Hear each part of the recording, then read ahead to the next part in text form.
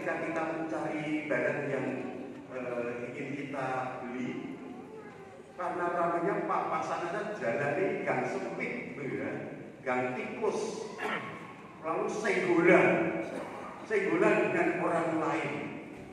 Kalau senggolan kemudian saling nengok, sopo topi. Apakah kita tersenyum? Atau apakah kita menggeli?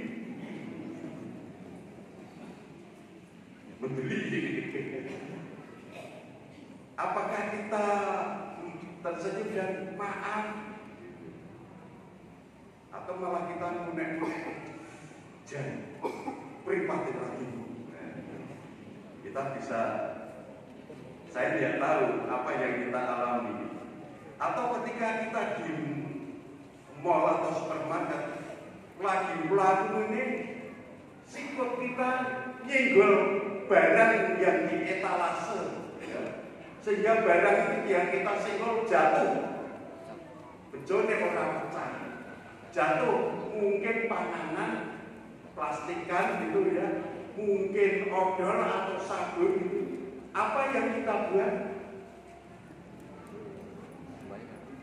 Ngambil yang jatuh itu dikembalikan ke tempat semula, atau yang kedua jarke baik mangke baik dibiarkan tergeletak di lantai. Mana yang kita pilih?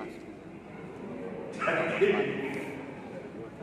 Atau kita tetap pelinguk orang lupa tinggal umum. Pilihan itu macam-macam. Atau misalnya ini bisa saja disengaja. Sedang jalan-jalan di mall, di depan kita itu ada beberapa dua atau satu atau beberapa rombongan cewek dengan pakaiannya yang wah, kita sebagai cowok-cowok di belakangnya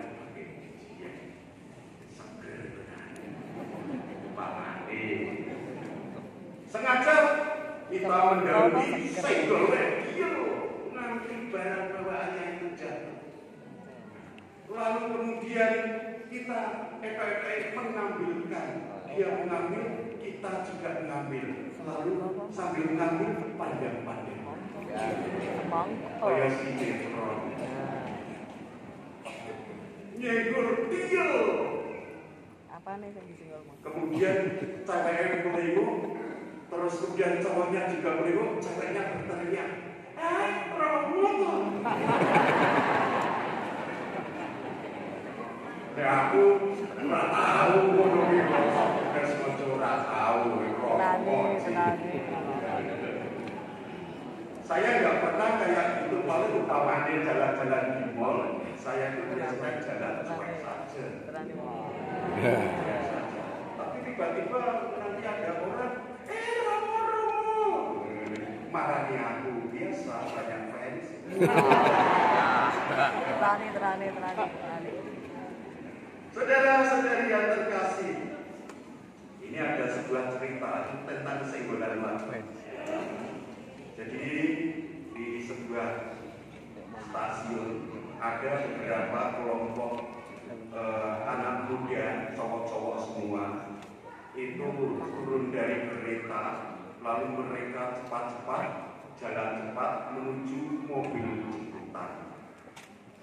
Tanpa sengaja ada cowok yang nyenggol jualan koran yang dibawa dalam sebuah keranjang, dan yang dijual adalah apel. Karena senggolan cowoknya begitu perkasa, apel itu jatuh berhamburan. Padahal itu lagi banyak-banyaknya orang. Ada apel yang menginjek, ada yang tertendang berceceran kemana-mana. Dan cewek penjual itu ternyata lupa. Lalu dia gagap-gagap itu ya, gagap-gagap barang dagangannya masuk dinding kampus. Untung salah satu dari cowok itu ada yang baik. Nama cowok itu adalah Pak Ijo ikut membantu. Saya ditinggal dulu untuk membantu mandi, melihat cara kita itu gagah-gagah dan buta, meraba-raba barang dagangannya yang jatuh berceceran sambil nangis. Di tengah keterbatasan itu ada yang bantu seorang cowok, dan akhirnya sedapatnya semuanya bisa masuk ke kerajaan Allah. Tahu kalau apel-apel itu ada yang rusak, ada yang hilang karena ketendang-tendang. Cowok itu melihat gadis penjual apel yang buta itu menangis.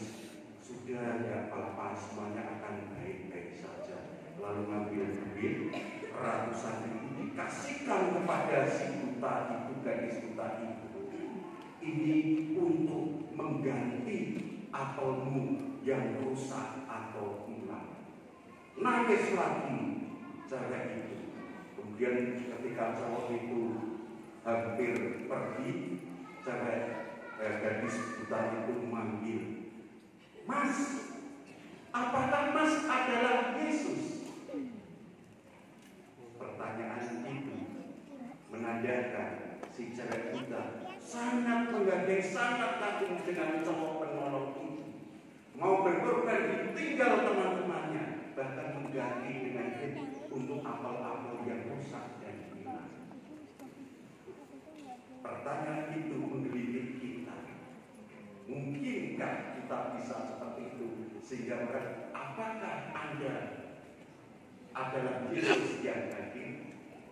Bisa saja itu terjadi kalau hidup kita terbuka terhadap Yesus supaya hadir meraja di dalam hidup kita dan menggerakkan hidup kita, sehingga apa yang kita buat dimanapun kita berada, kita menjadi saksi kehadiran. Saudara-saudari yang terkasih,